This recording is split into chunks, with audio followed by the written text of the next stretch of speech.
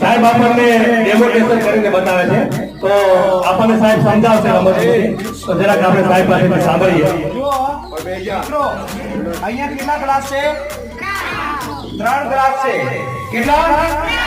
3. આ બે નીચેના ગ્લાસ છે, એક ગ્લાસ ને બે હાથથી તમારા બે હાથના અંગૂઠા જો બે આંગળીઓનો ઉપયોગ કરો. પણ જે વચ્ચેનો ગ્લાસ છે એ શાના આધારે ટકી રહ્યો છે? પેલા બે ગ્લાસના આધારે છે ને. પણ એ બે ગ્લાસને એ રીતે જુદા પાડવાના કે વચ્ચેનો ગ્લાસ આવ્યો એ સીધો ટેબલ ઉપર પડવો જોઈએ, ઊંધો આડો પડવો જોઈએ. આ એક સરસ મજાની રમત છે.